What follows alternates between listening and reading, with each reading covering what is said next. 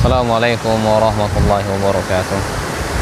Alhamdulillah, salatu wassalamu ala rasulillah wa ala alihi wa ashabihi wa mawalah wa la hawla wa la quwwata illa billah. Amma ba'd. Saudaraku seiman yang saya muliakan dan saya cintai dengan Allah Subhanahu wa taala, di sesi yang ketiga ini ingin saya berbagi masih berkaitan dengan 10 adab sehari-hari dalam kehidupan kita yang sering sekali kita mengalaminya baik siang maupun malam hari. Di sesi yang ketiga ini saya ingin berbicara tentang yang berkaitan dengan adab kita ketika kita masuk ke rumah orang lain. Ini yang pertama, ketika kita ingin masuk ke rumah orang lain, ini kita minta izin terlebih dahulu. Ketok 3 kali, batasannya 3 kali. Kalau lebih dari 3 kali, ini tidak dibenarkan. Batasannya hanya syariat membatasi hanya sebagai 3 kali saja. Ini ucapan Assalamualaikum warahmatullahi wabarakatuh, istazin. Kalau dalam 3 kali gak ditutup, meskipun orang rumahnya ada di dalamnya, maka kita tidak diperkenankan untuk menambah Assalamualaikumnya atau izinnya sampai orang pemilik rumah membukakan pintu. Ya, kita tidak dibenarkan seperti itu.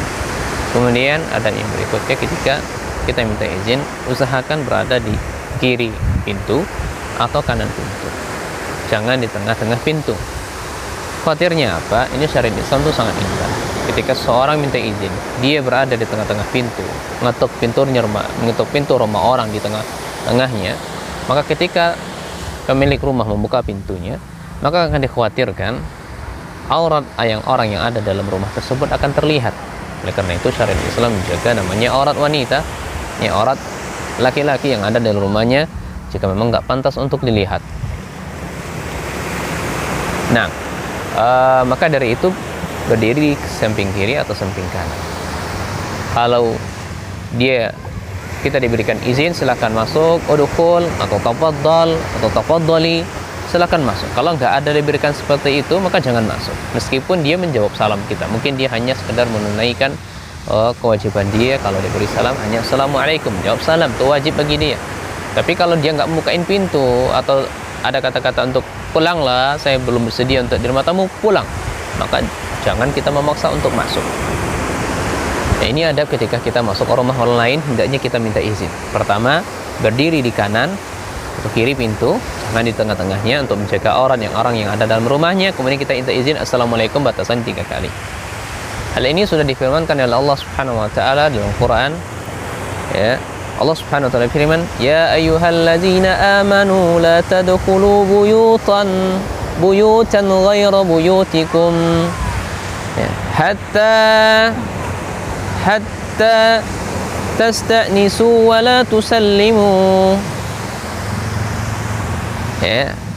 Ya ayyuhalladzina amanu, hai orang-orang yang beriman, la tadkhulu buyutan ghayra buyutikum, janganlah kalian memasuki rumah orang lain, hatta tasta'nisu, sampai kalian benar-benar minta izin kepada dia, wa tusallimu, dan berikan salam kepadanya, ya, ala ahliha, zalikum khairul lakum la'allakum tadhakkarun,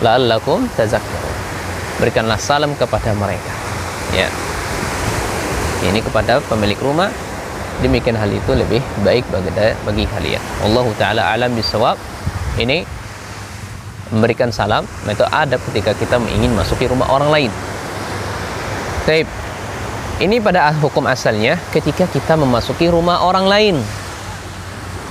Ya, adapun rumah kita sendiri, ya, diusahakan kalau memang itu adalah memang nggak ada orang lain, memang itu rumah kita, nggak ada penghuninya, maka sunnahnya adalah memberikan salam kepada penghuni.